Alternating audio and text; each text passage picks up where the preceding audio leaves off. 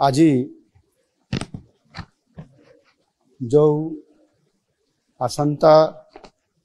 2024-25 आर्थिक वर्ष पर जो पूर्णांग बजेट आसीबो सेथिपाई गोटे प्री बजेट रो प्रस्तुति पाई आज जो माने ये बजेट उपरे अध्ययन करिसंती पूर्वरु बजेट प्रस्तुत करिसंती बजेट को कार्यकारी करिसंती अर्थ मंत्री एवं अर्थ विभाग रो सचिव एवं जो माने अर्थ उपरे पांडित्य अर्जन करिसंती एवं विभिन्न ये अर्थ संबंधी अनुष्ठान संपुक्त अछंती समानंको आज डका जाइथिला। आपण माने जानती आम सरकार प्रथमरु ही लोकंक सरकार भावरे साधारण जनतांकर मतामत को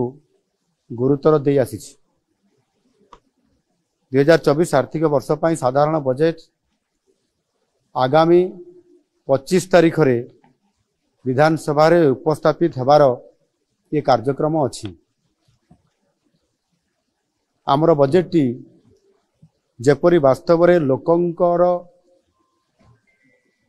बजेट हेकरी लोकंक पाखरे उपस्थापना हेई परिवो समस्तंकर आशा आकांक्षा को प्रतिफलित करि परिवो सेथि पई ए उद्यम जारी रहिछि। आउ एथि पई मध्य ऑनलाइन जरिया रे व्हाट्सएप माध्यम रे आमे मतामत लड़ीछु एवं अति सुखद खबर अछि जे ये मतामत एथर बहु आग्रह रे अनेक लोक इतरे सामिल होइचंती एवं पाखापाखि प्राय 12,000 रु अधिक लोक मतामत देइचंती ऑनलाइन जरिया रे जहा कि पूर्व वर्ष मानक तुलना रे ये 6 गुण अधिक लोकंक एपरी व्यापक अंशग्रहण आम पाई बहुत बड़े गोटे उत्साहजनक। आज मध्य ए प्री बजेट रो ई प्रस्तुति बैठक रे पाखापाखि प्राय 150 रु अधिक लोक विज्ञ लोक एटी उपस्थित थिले। समानक भितर अनेक जहाँ मु कहली अर्थ संबंधी विभिन्न विभाग रो विशेषज्ञ अर्थनीतिज्ञ पूर्वतन अर्थ मंत्री अर्थ सचिव एवं समाजर विभिन्न वर्गर लोक माने अर्थ संबंधी जो माने अनेक ओडिशार भविष्य कथा चिंता करती समाने समस्ते विभिन्न मतामत देइछंती। ये मतामत देवा भितर समानक भितर 26 जन अति मूल्यवान तांकर प्रस्ताव एवं मतामत समाने सेठी उपस्थापना करबा सहित मध्य लिखित आकार मध्य प्रस्ताव समाने देइछंती। समानकर समस्त मतामत एवं प्रस्ताव को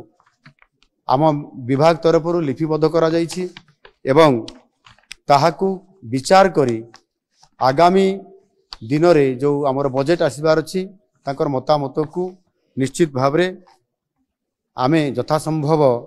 एथिरे प्रतिफलित करिया पई आमे चेष्टा करिवु। आ सेथि पई जो लोकंकर बजेट जेभଳି भावरे आज लोकंका पाई प्रस्तुत हेबा को जाउ अछि ता निश्चित भावरे आगामी दिन रे ओडिसा को नुआ ओडिसा